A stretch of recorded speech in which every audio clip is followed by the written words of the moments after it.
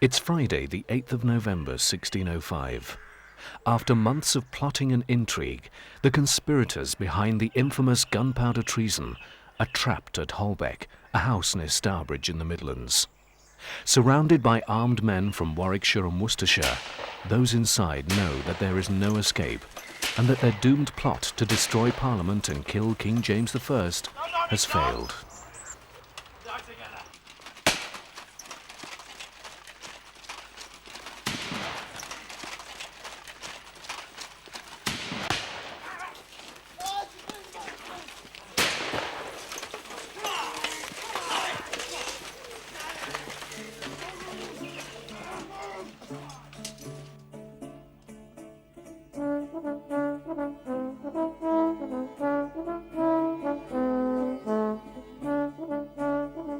The timely discovery of the gunpowder treason, which prevented the destruction of the Houses of Parliament and the certain death of the King, is commemorated every November the 5th to this very day.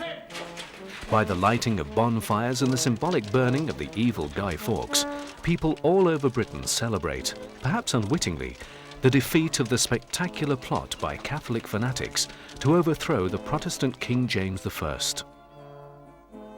The story of the plot is a fascinating one and contains enough dark intrigue to satisfy the most demanding lover of mystery and suspense.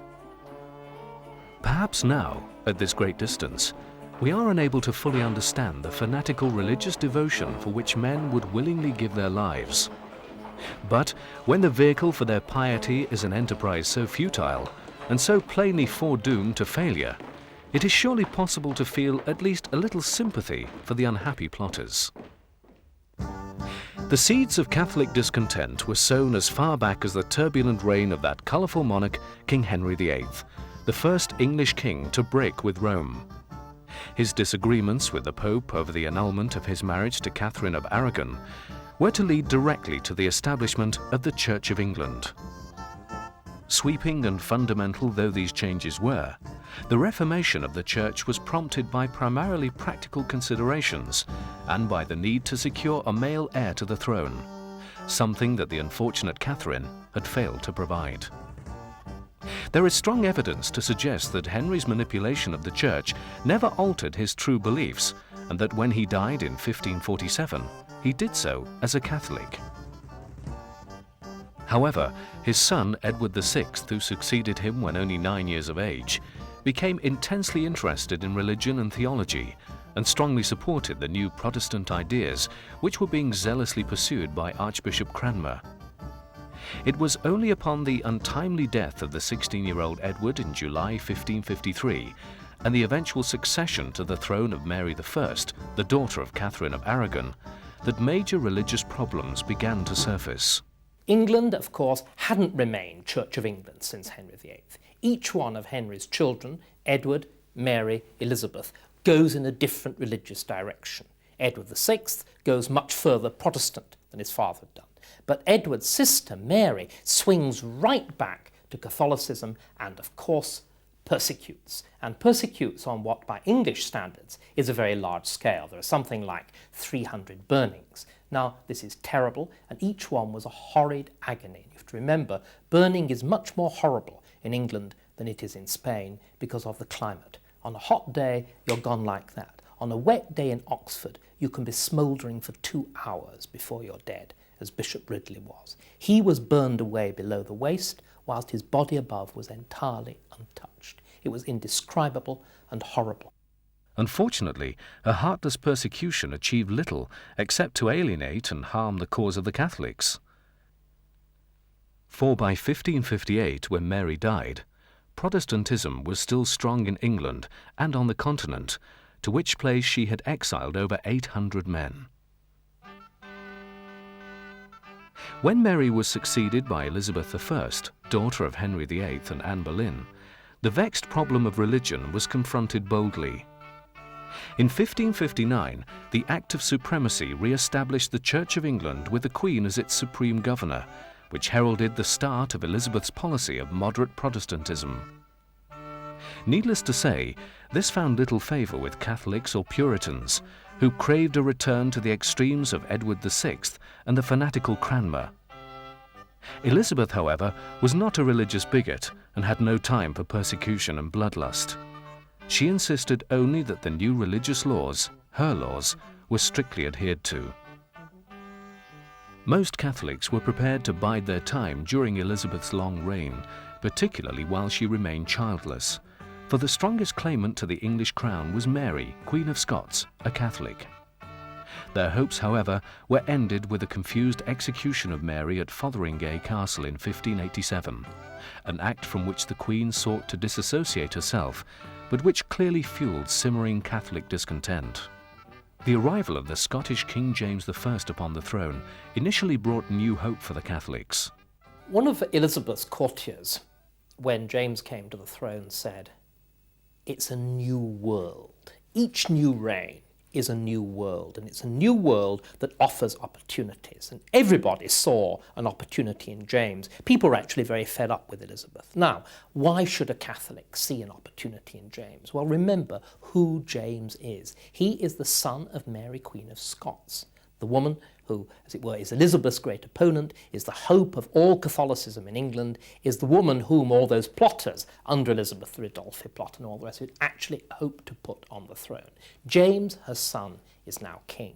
It's easy to see why they hoped. It's easy to see, of course, how James, in some ways quite cynically, encouraged those hopes. He is anxious to get as broad a base of support as possible in England. If he can offer them a little bit, if he can take a few onto the council, admit a few more into the court, even organise an religious conference that seems to hold out the prospect of accommodation, everybody says, splendid. He does exactly the same with the other religious extreme, with the Puritans. Again, there's the Westminster Conference as the attempt at accommodating everybody. James, the son of Mary, Queen of Scots, had already made promises of better treatment for Catholics. Indeed, a priest named Watson had travelled north to accept the king's personal assurances on the matter, and there is no doubt his promises helped to ensure a smooth accession to the English crown. Once installed as king, however, these pledges were broken, and the Catholics were quickly rounded upon. Heavy fines were imposed upon them, and lest the country should remain in any doubt as to his position, the king made a clear declaration on February the 10th, 1605. His words were recorded by a member of the court.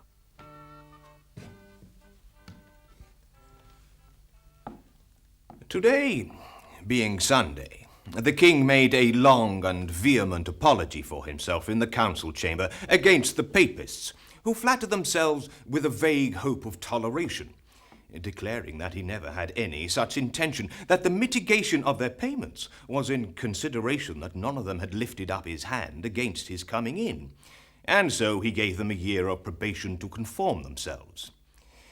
Seeing that it had wrought no effect, he had fortified all the laws that were against them and made them stronger, saving for blood, from which he had a natural aversion, and commanded they be put in execution to the uttermost. And so now a new feeling swept through the embittered Catholic community, that of betrayal. With hope of legitimate salvation fading fast, the thoughts of certain gentlemen turned to rebellion. It would clearly need force to eject the hated Protestant king and replace him with a Catholic who would restore the old religion. Those who entertained such fanciful thoughts conveniently overlooked two very important points. Firstly, that the country was Protestant in inclination, with many associating Catholicism with foreign collusion and danger. And secondly, there had been popish plots before, and without exception, all had failed. The portents for a Catholic uprising were not good. What I think is important to realise is that 16th and 17th century Europe were really rather like Europe after the Second World War. It was a Cold War that sometimes became a hot war, but it wasn't between right and left. It wasn't the Americans against the commies. Instead, it was Catholic against Protestant. Sometimes it turned into real live wars, but generally there was a kind of running sore of Cold War, of plots, of counterplots, of persecution. And England saw this very markedly. The whole way through Elizabeth's reign, there are scares, there are fears, there are sort of gossipings in corners, and then every so often you actually get a plot. You get the Ridolfi plot, you get the Babington plot, you get the Lopez plot, but always the target is the same. It's the Queen, it's the monarch. The idea was cut off the head, stab the head, and then see what happens. There'll be a great political upheaval, then we can move in. The prime force behind the planned treason of 1605 was Robert Catesby, a tall and handsome 32-year-old from Lapworth in Warwickshire. Catesby was no low-born simple peasant. He was the son of Sir William and Lady Catesby and the owner of a large inherited estate at Cheselton in Oxfordshire. A good swordsman, possessed of excellent manners, the persuasive Catesby had been a wild youth and had shown little interest in religion until his father's death in 1598, at which time he suddenly embraced the Catholic faith with a frightening passion. But this newfound religious fervour brought him only trouble, and he became entangled in the Earl of Essex's ill-fated rebellion of 1601. The affair saw Catesby taken prisoner, and although he was spared for his part in the affair, he had to sell his estate to pay the resulting £3,000 fine.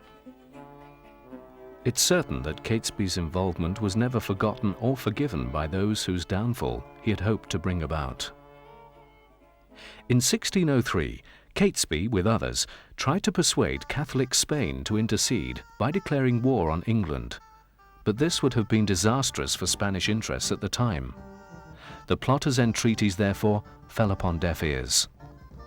But in 1604, Catesby dreamed up the idea of blowing up the Houses of Parliament and killing the King and Queen.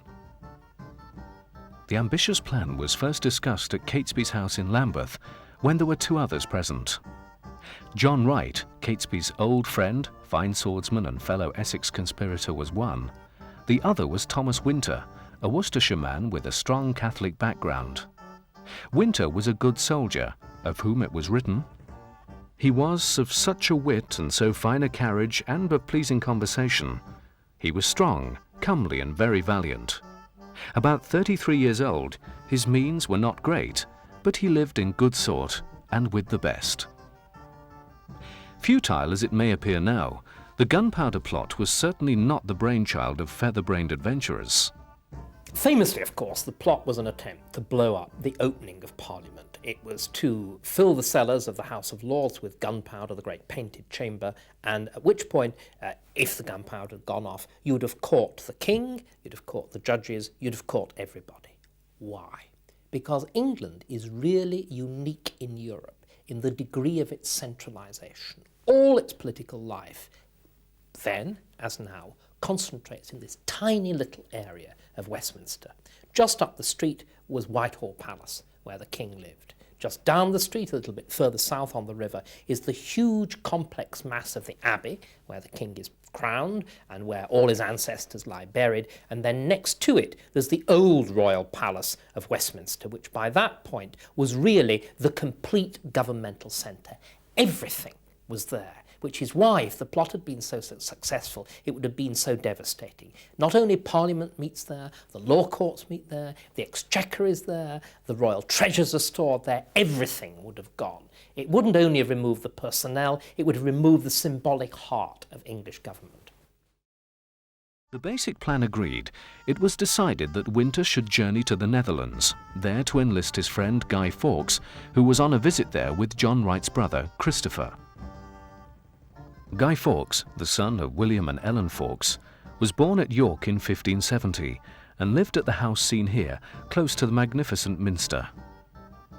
Surrounded by Catholicism from his youngest days, it is not surprising that by the age of 20, Fawkes was an ardent and committed Catholic. In 1592, he became a soldier and saw action at Calais and Nieuwpoort, where he was wounded, having fought bravely. Fawkes the soldier made steady, if unspectacular, progress in his chosen profession. There were now 4 determined men privy to Catesby's daring plan, to which was eventually added a 5th, the well-connected but volatile Thomas Percy, steward to the Earl of Northumberland. At 46, Percy was by far the oldest of the plotters, but his privileged position among the elite was thought to be vital to the success of the plan. And so, fortified by their faith and an unquenchable belief that their murderous scheme would give birth to the new Catholic Britain, the five met at a house in London. There, they all swore a solemn oath. You shall swear by the Blessed Trinity and by the sacrament which you now propose to receive, never to disclose the secret that shall be proposed to you, directly or indirectly, by word or deed, nor to desist from the execution thereof, until the rest shall give you leave. Having taken the oath, there was no going back. The daring game of life and death had truly started. And a game is exactly what the entire enterprise became. The Gunpowder plotters were unknowing players in the plans of the most influential man in government of the day, Robert Cecil, the King's clever and powerful Secretary of State. Son of William Cecil, Queen Elizabeth's Lord High Treasurer, and the man responsible for the government secret service, the 42-year-old had succeeded Francis Walsingham in 1590. The astute Cecil surrounded himself with the men eminently qualified to oversee the security of the state. An impressive system of government spies was initiated, and for the first time, terrible instruments of torture were used to obtain confessions. Implements such as the rack were introduced, upon which a man would be stretched lengthways until his limbs were dislocated, causing terrible pain and suffering. I think we find it very difficult to understand why religion and why religious intolerance should be so important to people. We're used to an ideal of a multi-ethnic, infinitely tolerant society. They weren't. Remember, their range of experience was very, very much smaller than ours. There was nothing like forms of popular entertainment. The church, in a sense, was everything. It was a medium of news. It was what you did on Sunday. It was an ordinary person's means to education. So religion and religious experience and religious belief is absolutely central. I'd even want to go a little bit further. If you look at parts of the world or races or religions that take themselves more seriously and earnestly than Christianity, they tend to be much more intolerant. Look at Northern Ireland. Look at what's going on in Bosnia. Look here with so-called Muslim fundamentalism. These are people who take religion seriously. Our tolerance is in itself a product of not taking religion very seriously. And there's something else too. Again, we tend to think nowadays of being British as something that's defined by being born here or by ascription to a vague set of beliefs about being nice and friendly and understanding. They thought differently. You weren't only Protestant, you were a member of the Church of England. Everywhere in Europe, your nationhood and the religion that you belonged to were actually joined together. And in England, it was particularly strong. What Henry VIII had done when he created the Church of England was really to create a form of religious nationalism. You identified being English, not only with being Protestant, but with being Church of England Protestant. And whenever you went into the church, what did you see? You didn't see, as you see in a modern church, a crucifix and a Christ. You saw the royal arms. You saw the Queen's badges. You identified your religion very directly with the Queen, with the monarch, with the king, the ruler of England. For Robert Cecil, a plot against the king was positively to be welcomed. The previous Catholic plots had been clumsy, ill-considered affairs which presented little danger. However, their discovery could, if handled correctly, offer a marvellous opportunity to actually strengthen the position of the crown. By showing Catholics as murderous plotters, their dastardly plans miraculously thwarted, their cause could be massively damaged, particularly if the doomed men could be persuaded to repent their sins before their journey to the scaffold. There was nothing like a happy ending to a successfully stage-managed public crisis to convince the public that God and justice had sided squarely with the king and the Protestant faith. The whole affair was the equivalent of a huge modern-day photo opportunity. We shall see how skillfully Robert Cecil manipulated the men who intended to carry out the Gunpowder Plot, for it was to all intents and purposes exactly what he needed. Strong but controlled action was required to quieten the rising growl of Catholic discontent. What better than this, a futile plan with treacherous intent? The clever Cecil, now created the Earl of Salisbury, worked in dark, mysterious ways, the master of secrecy. He devised a method to root out Catholic treason, a highly organized system which involved spies called discoverers, who would move in Catholic circles, gleaning tidbits of information, collecting names and noting any activities which would interest Salisbury and his friends. Rather like modern-day network marketing, a discoverer would doubtless have had his own spies and informers in his pay. In this way, government contacts were spread everywhere.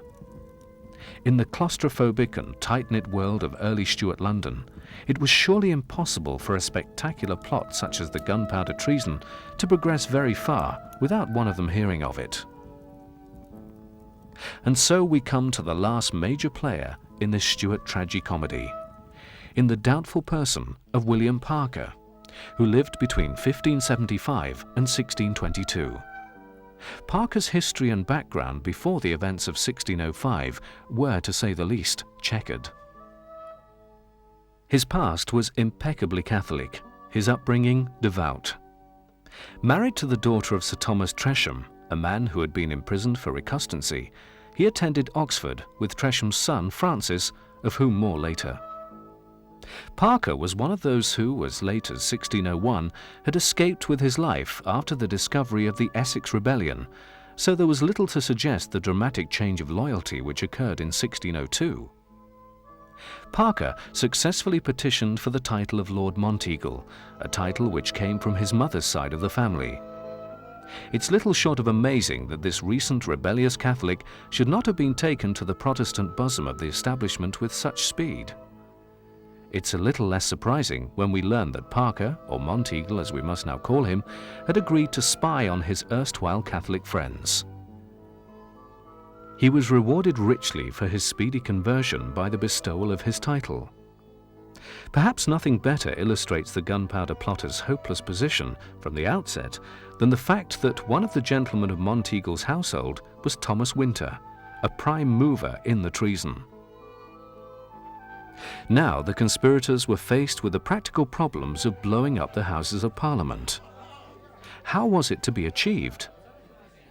The problem was solved by Thomas Percy, who managed to rent a building right next to their intended target. The position was perfect. From this small room, a tunnel could be dug directly under the House of Lords and the gunpowder placed in the optimum position. There was, however, one difficulty. A caretaker would clearly be needed to look after the building, and he would need to be privy to the details of the plot. After much debate, it was decided to entrust Robert Keyes with the job. Now, as we look back, Keyes seems an odd choice. He had a confused personal life and was particularly bad with money. In fact, he was overwhelmed by debt. With little prospect of escape, and the doubt remains that he may have viewed the whole Gunpowder Plot as one last throw of the dice. Although a little uncomfortable that their tight-knit band should be enlarged, the plotters realized that this was the only way in which their scheme could reasonably progress. Keyes, with his Catholic background, was duly sworn in. Work began on the tunnel in early December 1604. After 6 weeks of extremely hard physical labor, the 5 men had nothing more to show for their efforts than a tunnel filled with water, which was hardly conducive to keeping gunpowder dry. In their enthusiasm, the plotters had failed to realize that the River Thames, only a few yards away, might encroach upon their work. It began to appear that their whole enterprise was doomed to failure, for it had ground to a halt almost before it had started. Certainly some of the group did give up hope at this time, but not Robert Catesby or Thomas Percy, the 2 most committed and fanatical of their number. Almost perversely, they set about recruiting 4 more men to the cause, even though the route to success appeared to be firmly blocked. John Grant, Christopher Wright, Robert Winter, and Thomas Bates all became members of the ever-growing number of Catholic plotters. Christopher was the youngest brother of John Wright, whilst Robert was the elder brother of Thomas Winter.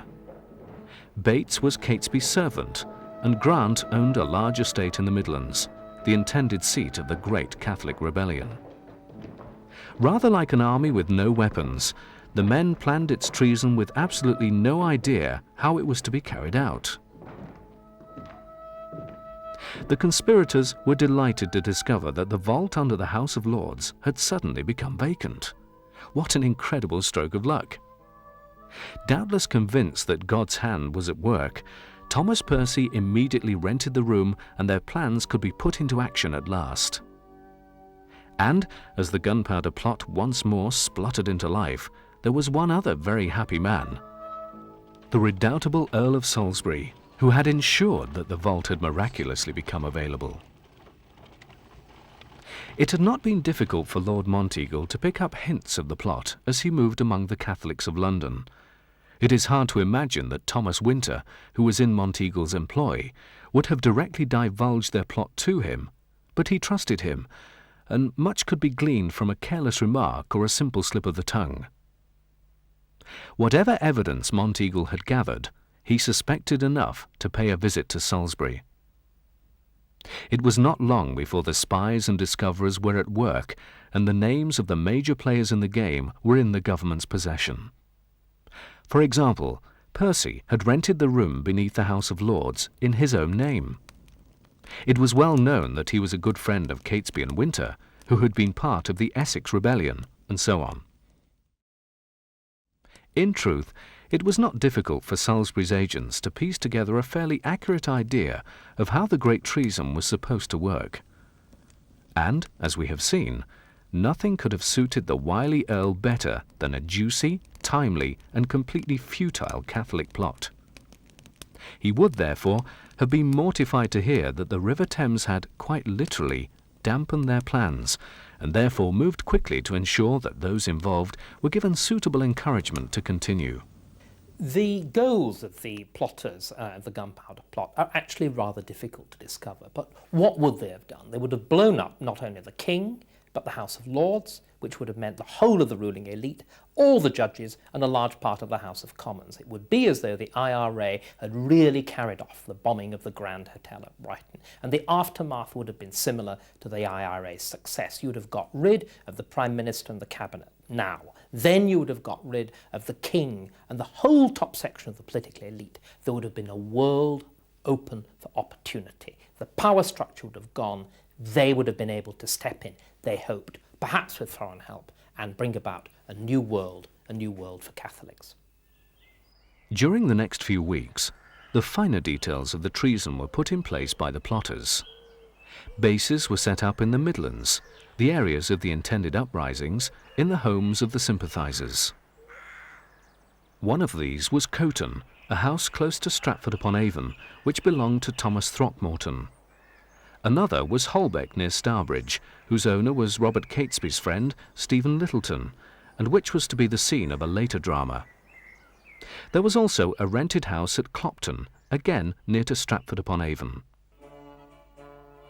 Guy Fawkes was the man given the responsibility of actually firing the gunpowder beneath the House of Lords on the day of the state opening of Parliament. And it was over this crucial act in the drama that disagreements soon surfaced. It became obvious that if the explosion were to have the desired effect, some lords known to have Catholic sympathies would have to perish alongside the hated Protestant king. Men such as Lord Arundel, Lord Mordaunt and Lord Montague would all have to die, for on such an important occasion as this, their lordships were summoned by royal command and needed the king's permission to be absent. There was no other way, unless those who the would-be assassins hoped to save could be gently and subtly tipped off. There were several dissenting voices as this idea was put forward. Catesby, for one, thought it madness to issue a caution to anyone, be he friend or foe. However, he eventually relented, probably for the sake of harmony within the group, and ironically, it was Catesby himself who tried to warn Lord Monteagle to absent himself from the House of Lords on the day of the opening of Parliament. Lord Monteagle himself remembered the scene. Upon the Tuesday before All Saints' Day in the Savoy, I met Mr. Robert Catesby, with whom I had a few words of compliment, and he said to me these words or the like. "The Parliament, I think, brings your lordship up now." Whereupon I answered to this effect, and in these words as nigh as I can remember, "No, surely, but it will be on Monday next, unless my Lord Treasurer do obtain me his Majesty's licence to be absent, of which I am in some hope."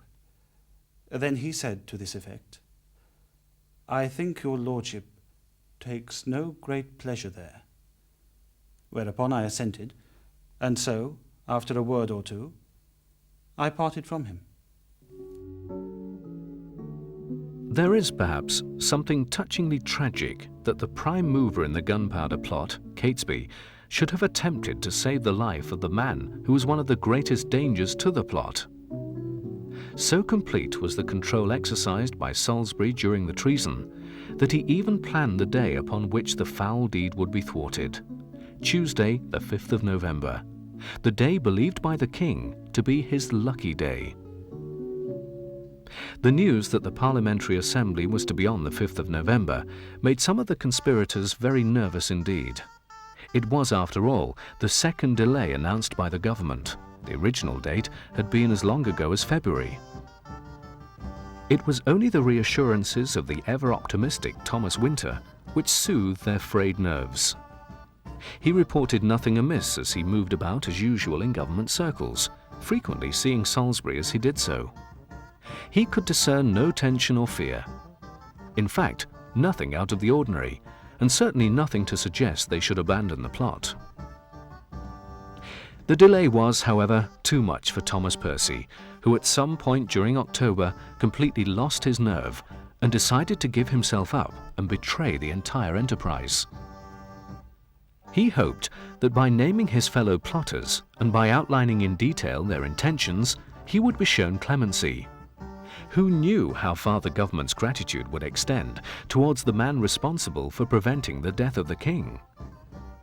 This, of course, was the last thing the Earl of Salisbury wanted.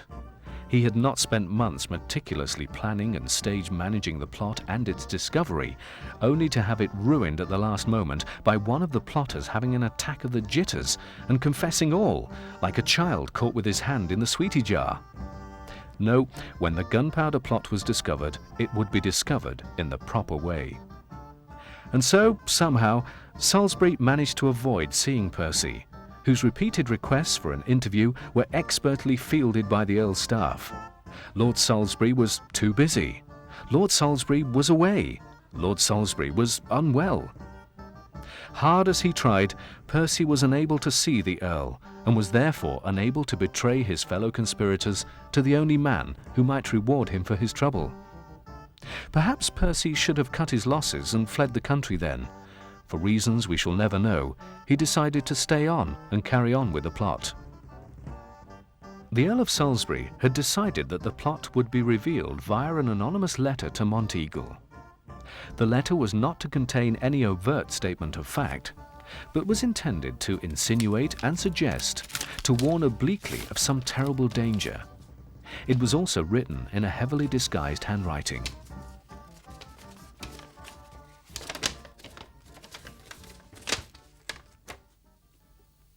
To the Right Honourable the Lord Monteagle.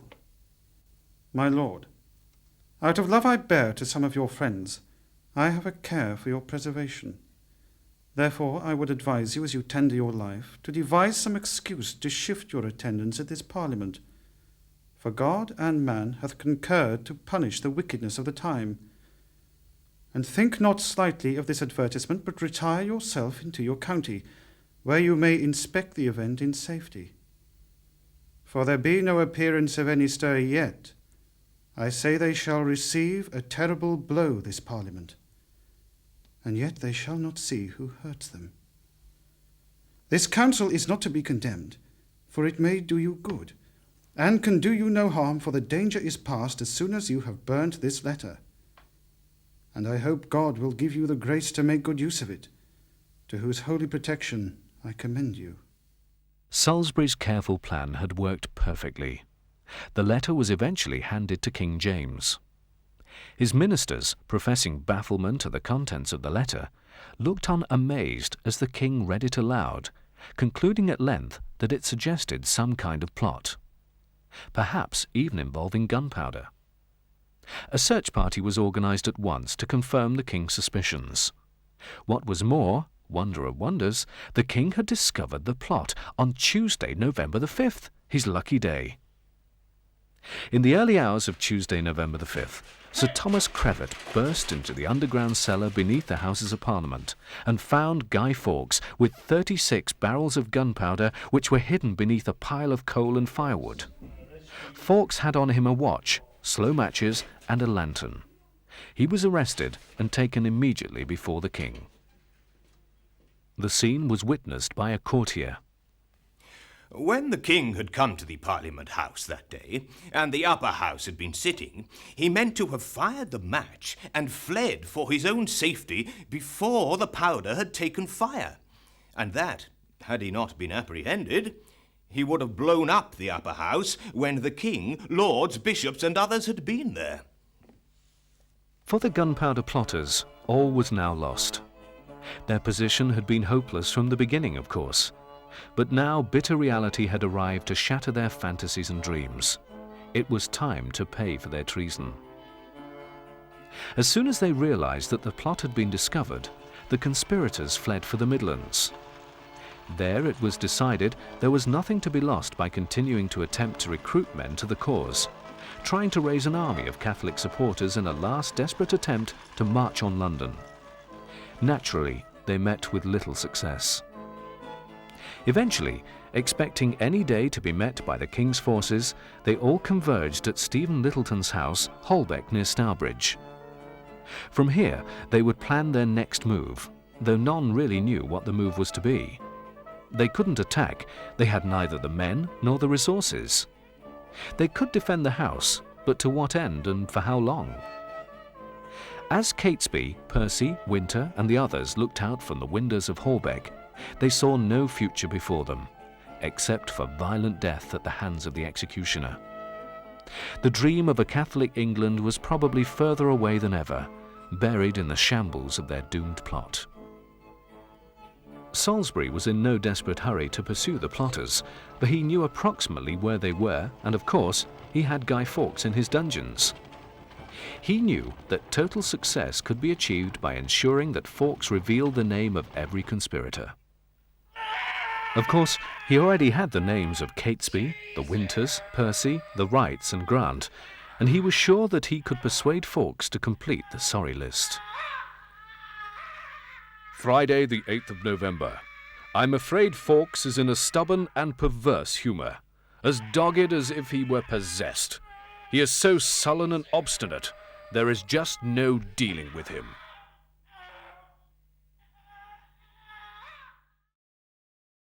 Guy Fawkes, of course, after the failure of the plot, was taken to the Tower and he was tortured.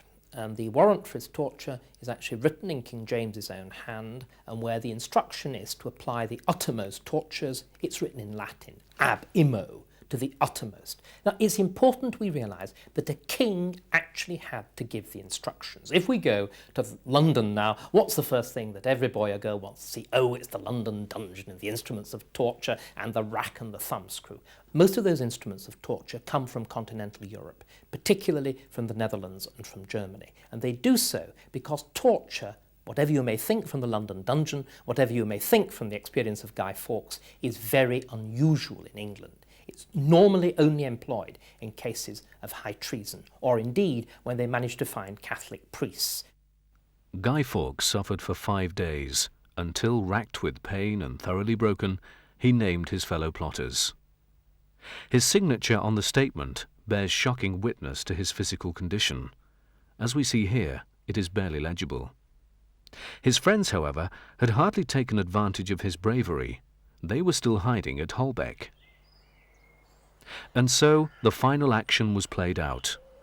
On Friday, the 8th of November, The sheriffs of Warwickshire and Worcestershire, with their armed men, surrounded Holbeck. It was almost a symbolic end to the whole gunpowder treason when Robert Catesby and Thomas Percy burst into the courtyard together. "Stand by me, Tom, and we will die together," cried Catesby, brandishing their swords defiantly. The two men stood back to back, and soon their lives were ended by the deadly musket fire of the sheriff's marksmen.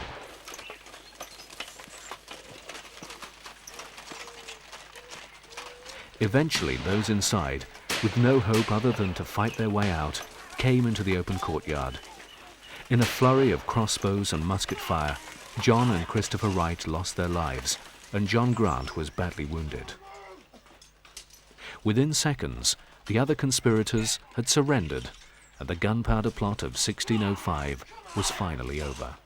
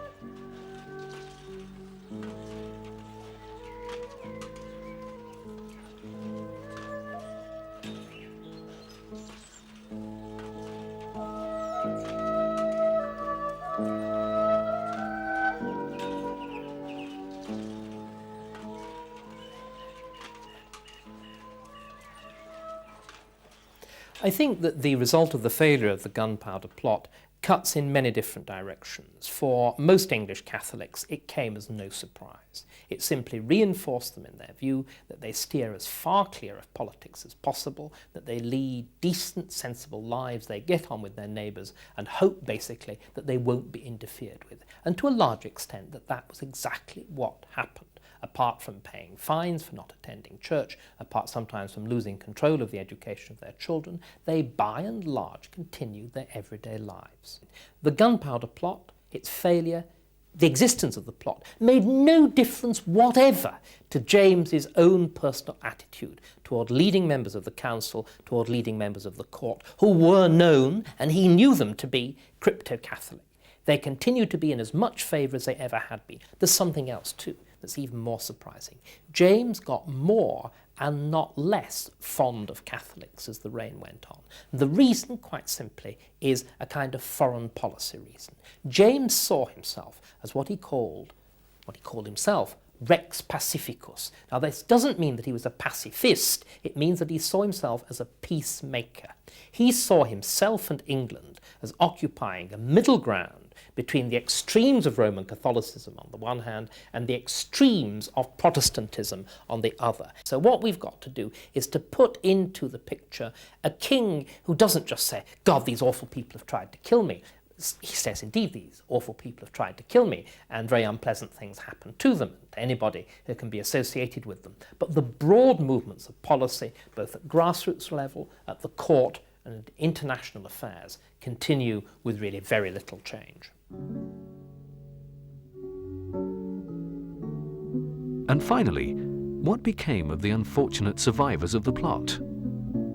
Those that were not killed in the dramatic shootout at Holbeck, but were captured or rounded up and brought to justice.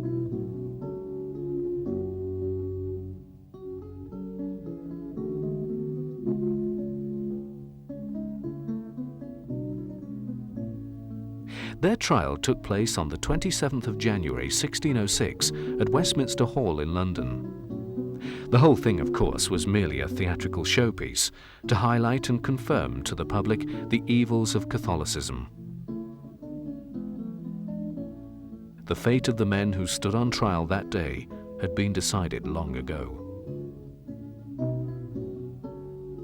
There was Thomas Winter, devout and a brilliant soldier, and his brother Robert, a reluctant recruit, persuaded along by the smooth tongue of Catesby.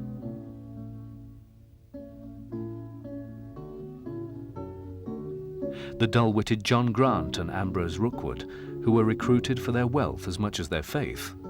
It will never be known exactly how much Catesby told them. It's possible that the first they knew of the attack on Parliament was when the news of its failure came through.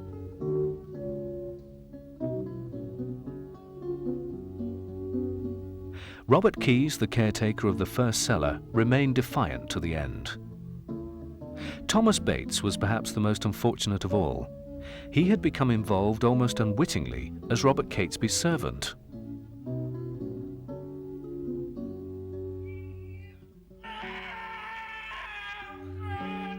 And then there was Guy Fawkes. Now a broken man, undeniably brave and fanatically Catholic, he of all those still alive had suffered most. Now, as each man in turn was pronounced guilty, they faced the barbarism of the penalty for high treason.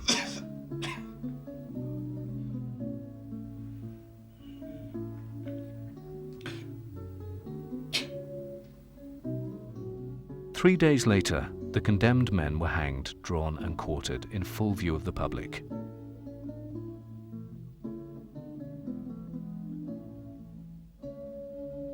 Dragged through the streets on hurdles, hanged, cut down while still alive, and then disemboweled. This legalized butchery was intended as the ultimate deterrent to those contemplating similar treason. One at least managed to escape the worst agonies of the executioner. The sick and weak Fawkes threw himself from the ladder at the scaffold and killed himself. Robert Keyes, however, met his end resolutely. "I am ready to die at any other time and for this cause rather than for any other," he had said at his trial, and a contemporary account of his behavior at the execution records that he behaved like a desperate villain, using little speech, with small or no show of repentance, and went stoutly up the ladder, where, not saying the hangman's turn, he turned himself off with such a leap that with the swing he broke the halter. But after his fall, he was quickly drawn to the block, and there was quickly divided into 4 parts.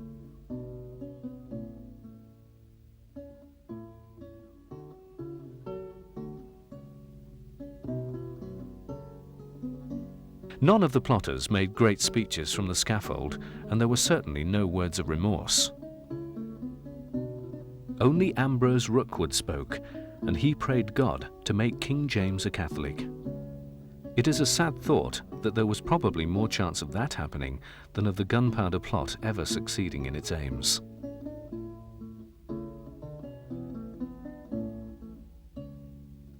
The way, of course, we've continued to celebrate the defeat of the Gunpowder Plot with bonfire night and burning of Guy Fawkes, I think shows what I was saying at the very beginning, the extent to which there is a real deep-seated tradition of popular hostility towards Roman Catholicism, because, of course, it was much more overt than it is now. And still, in places like Lewes until very recently, you actually burned the Pope in effigy. And it was a great moment of popular celebration.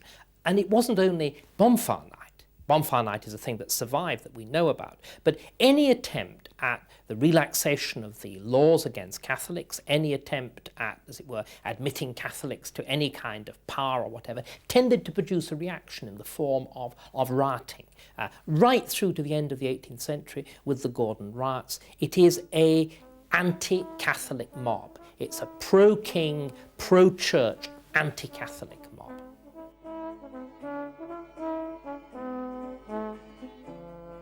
So ended one of the most infamous episodes in British history. Why have the events of 1605 held an everlasting fascination for subsequent generations? Perhaps it is the sheer audacity and scale of the conspirators' intentions, or a grudging admiration for what they were prepared to risk in pursuit of their ideals, or even the natural British sympathy for unlucky losers. Only one thing is sure: history will not allow the memory of the Gunpowder Plot to fade away.